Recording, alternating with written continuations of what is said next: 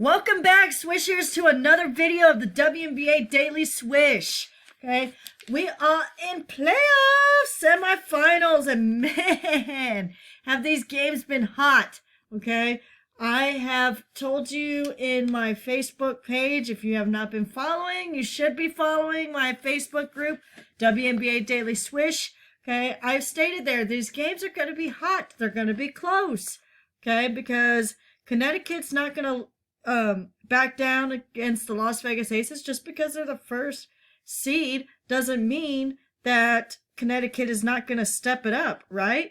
Okay, it's usually these underdog teams where you really start to see them come out and you start to see them really play to full momentum, and you're all like, where was this all season long, right? Okay, so a lot of people feel like playoffs is unpredictable, a fun time to actually watch the games. Okay, and then you have Minnesota versus Seattle. Okay, very close game. Okay, Alicia Clark at the buzzer, okay, making that winning shot. Okay, but Minnesota was not trailing very far behind. Okay, so let's go ahead and get underway and review these games. Okay, you have Las Vegas and Connecticut, who already played 2 games so far.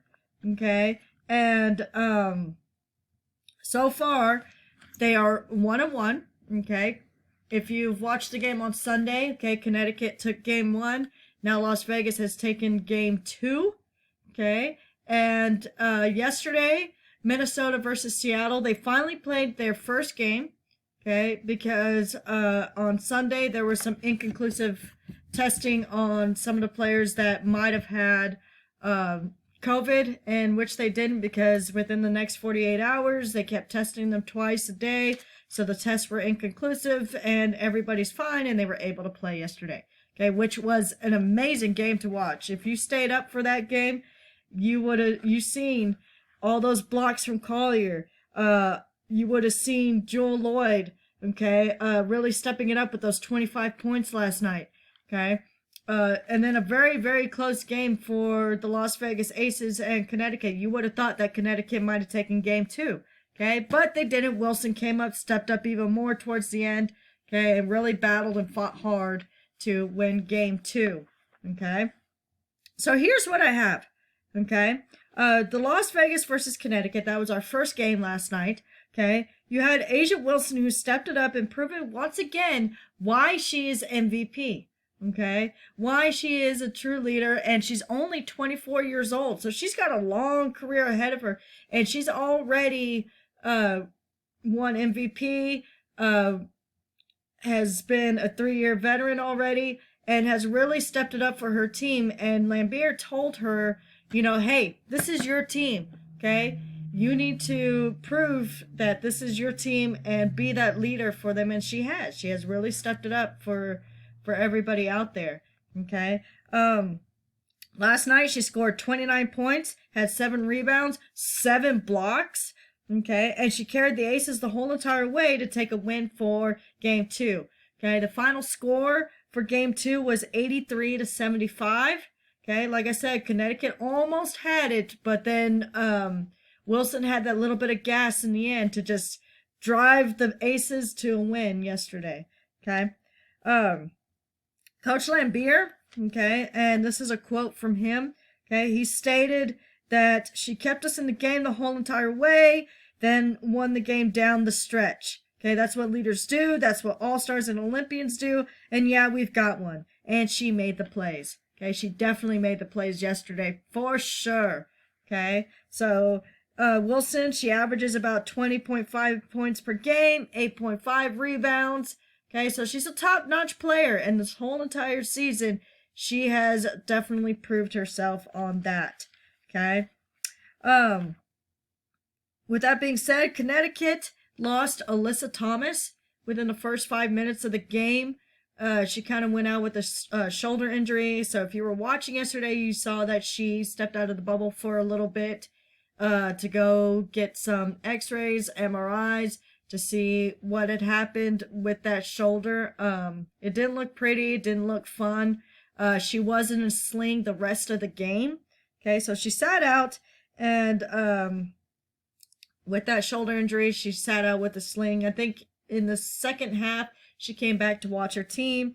And so many people thought, oh no, Connecticut's going to slip, because they don't have her now because she was the top scorer, okay, and the top rebounder, okay. And that didn't exactly happen. I feel like the team actually had some sort of motivational emotions from that, like saying, hey, one of our teammates is down, let's try and get this game for Alyssa Thomas. Okay, so what does that mean for Connecticut now? Well, it doesn't necessarily mean that they're not going to be blown out, because I think that having DeWanna Bonner and Brianne January, okay, which is another two players that are top scorers on the team. And then you also have Jasmine Thomas still. You can't forget her, because in game one, she was literally on fire, okay? I still think that Las Vegas needs to cover outside the perimeter, okay? Because I feel like that's where Connecticut really likes to take their shots. And, but they did force Connecticut to have 17 turnovers yesterday. So if they could cause Connecticut to make mistakes and then block the perimeter, okay, I think Las Vegas is going to still have a good chance to overcome Connecticut, okay. They gave too many possessions to the Aces, okay, so that could have been one of the costs of the game yesterday. And if they continue that, that could be the cost for them the entire series, okay. So Connecticut does have a strong defense, okay. If you notice in game one and notice in game two, they would not let the Aces drive in as much as they're known to, okay. Jackie Young couldn't get past some of their defense. Asia Wilson had a hard time a little bit here and there, okay. Kayla McBride, who's known to shoot from the free throw line and shoot her jump shots off right there, okay, she was having a hard time. So I think that if Connecticut holds on to their strong defense and can block their good players like Wilson, Young, Hamby's another good one, okay? But they have to be able to keep the ball, okay? They can't just keep turning it over like they did, okay? So they cannot have any sloppy turnovers, and if the Aces do want to hold off the Connecticut Sun, I think that they need to continue to block them outside, because they love their outside shots. Bonner, okay? Jasmine Thomas, okay? January, okay? If they put a hold on those three players, I think the Las Vegas Aces should have the rest of the series, okay? Seattle versus Minnesota, okay? Alicia Clark came to save the day by taking the buzzer beater win over Minnesota last night, okay? Making the final score 88-86. Now, this was an intense game to watch as well last night. Like I said, these playoff games, they're going to be fire, okay? So playoff games is really where you start to see these teams step it up. These underdog teams, I have a lot of people who say they want Minnesota to win, and then I also have another set of friends that want Seattle to win, okay? It's no surprise that these underdog teams, Minnesota and Connecticut, are playing the way that they are, because they want to fight, they want to prove themselves, they don't want to be doubted, okay? So like I said, Alicia Clark, she came to save the day at the buzzer, okay? I was like in shock. I thought we were going to go into overtime, but we didn't, because Alicia Clark came and saved the day, okay? Her defense was also truly amazing against Rookie of the Year Crystal Dangerfield, okay? Dangerfield couldn't work around her. She was having a hard time, okay? And Clark, who's known to be scrappy on her defense, really put a strong hold on Dangerfield, okay? She was like, I know you're Rookie of the Year, but let me show you what it's really all about, okay? And that's exactly what she did, okay? Now, I'm not saying that Minnesota did not play a tough defense, because look at the score, okay? 88-86, okay? They did play a tough defense, especially against Stewart, okay? You had Nafisa Collier, who had her little hey, block party, psh, done, psh, done. Okay, she was literally having a block party. Okay, let's just per se. Okay, she blocked Stewart 3 times in a row. Okay, if you were watching last night, it was just psh, one right after the other. Psh, nope, psh, get out of here with that. Okay, so that's pretty much what she did. The entire game, she had 6 blocks and 25 points. Okay, so Nafisa Collier, okay, 25 points, 6 blocks, can't get no better than that. And then to block Stewart, okay, it almost looked like it was UConn versus UConn almost, okay? So it was very exciting to watch that. I was very proud of Collier with that. And so it was actually really fun, okay? But you also have Storm's other weapon, okay? Jewel Lloyd, scoring a high 25 points, okay? Shooting an impressive 8 of 9 from the field and 5 out of 6 from the free throw line, okay? So Jewel Lloyd was hot last night, okay? She was on fire, okay? So Lloyd states, and here's the way that she sees it, okay? That if Seattle stays poised, keeps their composure, okay, they could take the series, okay? And so I think that Crystal Dangerfield should listen to that just a little bit, because her nerves have been worked up ever since the playoffs have started, okay? She needs to get that out of her system. And I know she's a rookie, and I know this is her first year, and I know that it's nerve-wracking, especially playing against veteran players that are on Seattle. Sue Bird, okay, Jewel Lloyd, Alicia Clark, okay, Brianna Stewart, okay, and then you have Whitcomb.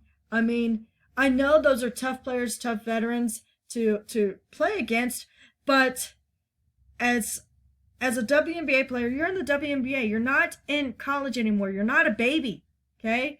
And you're in the professional league, and I think she needs to figure out a way to work off those nerves, because I feel like that's what it is. And she needs to calm herself, keep her composure, and just play it as if it's just any regular game. Okay, I know it's nerve-wracking. It can be very nerve-wracking during playoffs, because this is your moment to shine. This is your moment to take your team to the finals and possibly be champions, okay? But I feel like she needs to shake off them rookie nerves and play like you know how, okay? So those are my recaps from the game, okay? From game 1, game 2, okay? And I really feel like I said, if Las Vegas can block Connecticut from the outside perimeter, they're golden. They're good, okay? If Connecticut could stay put on with their defense and not have any sloppy turnovers, maybe they could take the series. Who knows? Okay? Because both teams, Connecticut and Minnesota, have really put a lot of pressure on the Aces and Seattle, which the Aces are the number 1 seed right now, and Seattle's the number 2. So they're really, really poking the bear right now and applying a lot of pressure on these teams and really making a name for themselves. And so what are your predictions? Okay, do you think Las Vegas is going to eventually run away with this and take the series? Okay, do you think Connecticut's going to win game 3? Okay, do you think Minnesota's going to take game 2 and Seattle's going to win game 3? Or do you think, in a way, it's going to be back and forth battle to the very end and there's going to be no clean sweep? And do you think that'll be the Las Vegas Aces versus Seattle in the championship? Or do you think it's going to be Connecticut and Minnesota, the underdogs, who finally go to the championship? Okay, make your predictions now. Okay, like I said, if you haven't joined my Facebook page, WNBA Daily Swish, go find it right now. Go join. Okay, you got some friends that love the WNBA. Share my page. Subscribe to my channel. Okay, if you like what you see. Okay, I love doing this for you guys, and I wouldn't have it any other way. Trying to give y'all news, daily updates, videos, okay, stats, whatever else is WNBA related. I love giving that information to you guys. Okay, so we play again on Thursday, okay, with first Connecticut Sun versus Las Vegas Aces, okay, and then you have Minnesota versus Seattle right after that, okay? So like I said, join my Facebook group, spread the word, okay, and like I said, if it ain't hot, it ain't a swish.